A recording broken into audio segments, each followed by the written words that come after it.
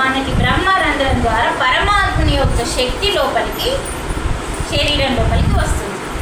ఆ శక్తి ఏం చేస్తుందంటే మన యొక్క నాడీ మండలాన్ని శుద్ధి చేస్తుంది. ఇల్లు కడిగినట్టు మనం ఇల్లు కడిగి బట్టలు విండి బోల్గా ఎలా శుద్ధి చేస్తున్నామో ఆ పరమాత్మని యొక్క శక్తి మన లోపలికి వెళ్ళి మన అంతరంగాన్ని కడిగేస్తుంది. అప్పుడు మనకి అన్ని రోగాలు, తలనొప్పి నుండి క్యాన్సర్ వరకు, చిన్నది తలనొప్పి చిన్న ధ్యానం, క్యాన్సర్ పెద్దది పెద్ద ధ్యానం చేయాలి, అంటే ఎక్కువ సేపు చేయాలి. మరి మినిమం ఎంత చేయాలి? కొత్త వాళ్ళు ఉన్నారు, వాళ్ళ వయసు ఎంత ఉందో అంతసేపు చేయాలి. మన వయసు ఎంత ఉందో అంతసేపు నుంచి మొదలు పెట్టాలి ధ్యానం. నాకు 30 ఏళ్ళు ఉన్నాయనుకో, నేను 30 నిమిషాలు ధ్యానం చేయాలి. ప్రొద్దున వేయాలా, సాయంత్రం చేయాలి. అంటే ఏంటండి, మనం భగవంతునితో కనెక్ట్ అవ్వాలంటే ధ్యానం చేయాలి. మరి భగవంతునితో కనెక్ట్ అవ్వాలంటే భగవంతుడు కోళ్ళని, మేకల్ని అన్నింటిని విన్నాడా? ఆయనని సృష్టించిండు అవన్నీ. అవి సృష్టించిండు. అసలు మీకు ఎంతమంది పిల్లలు మేడం? మొత్తానికి 3 అని చెప్పు. కొడుకులా బిడ్డలా కాదు, ఎంతమంది బిడ్డలు అంటే చూడండి, ఒకరికి 3, ఒకరికి 4, ఒకరికి పాతకాలం వాళ్ళు డజన్ కదా. అంటే చూడండి 10, 12. కానీ భగవంతుడికి ఎంతమంది పిల్లలు? 84 లక్షల జీవరాశి. మనం కూడా ఒక జీవే కదా, మన లోపల జీవం ఉంది. ఆ జీవమే ఆత్మే, ఆ ఆత్మే పరమాత్మ. అంటే ఇక్కడ ఏం చెప్తుండో, నీవు ఎంతమంది బిడ్డల్ని అన్నావో అలాగే నేను కూడా 84 లక్షల మందిని భూమి మీదకి పంపించాను. వాళ్ళందరూ నా బిడ్డలే. అహమాత్మ గుడాకేశ సర్వభూతాశయస్థిత అంటున్నాడు. సర్వం, ఈ లోకంలో ఉన్న భూతాలు, సర్వభూత అంటే ఈ లోకంలో ఉన్న అన్ని ప్రాణులు నావే. అన్ని ప్రాణాలలో ఉన్న ఆత్మని అంటే ప్రాణాన్ని నేనే అంటున్నాడు. ఇంతకంటే సాక్ష్యం ఏం కావాలమ్మా? ఇది గీతలో ఉంది, 10వ అధ్యాయంలో 20వ శ్లోకం.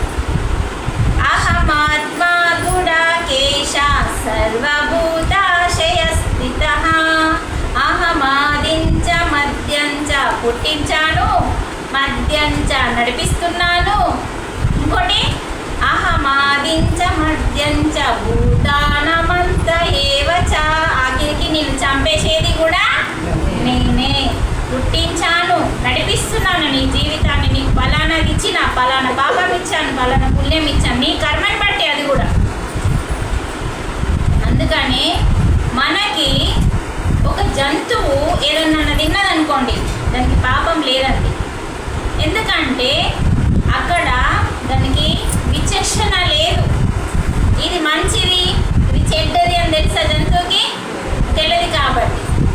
ఎందుకంటే దానికి అక్కడ అవకాశం లేదు, విచక్షణ జ్ఞానాన్ని భగవంతుడు అక్కడ పెట్టలేడు కాబట్టి దానికి ఏ కర్మ అంటారు. కానీ మనిషికి కర్మ అంటుతుంది. ఎందుకు? భగవంతుడి అంటే అన్ని జీవుల కంటే పెద్దవాడు కాబట్టి, అన్ని జీవుల కంటే గొప్ప జన్మ కాబట్టి. ఎందుకు గొప్ప జన్మను చెప్పండి, మాట్లాడు. అవగాహన శక్తి ఉంది, అంటే ఏది మంచిదో ఏది బుద్ధి ఉంది. అంటే భగవంతుడు మనకి ఏమి ఎక్కువ పెట్టిండు అందరికంటే? బుద్ధి. మేడం మీరు చెప్పాలి, కొత్త వాళ్ళు కదమ్మా, అవునా కదా? అంటే భగవంతుడు ఏ జీవికి పెట్టనిది ఒకటి ఎక్క పెట్టిండు. ఆ ఒకటి ఏంటిది? విచక్షణ. అంటే ఏది మంచిదో ఏది చెడ్డదో ఆలోచించే శక్తి. శక్తి ఆలోచించే శక్తిని మనకు పెట్టిండు. ఆ శక్తి మనం ఉపయోగించుకోవట్లేదు, సింపుల్. మరి ఆ శక్తిని మనం ఉపయోగించుకోవాలంటే ఫస్ట్ పరమాత్మ శక్తిని మన లోపలికి తీసుకోవాలి. చాలా ఇంపార్టెంట్ పాయింట్ వస్తున్నది చూడండి, సబ్జెక్ట్ ఇట్లా వస్తున్నారు. మరి ఆ యొక్క శక్తి మనకు పెట్టిండు, దానిని మనం ఉపయోగించుకోవాలంటే ముందు పరమాత్మ శక్తి మనం తీసుకుంటే మనలోని విచక్షణ అనేది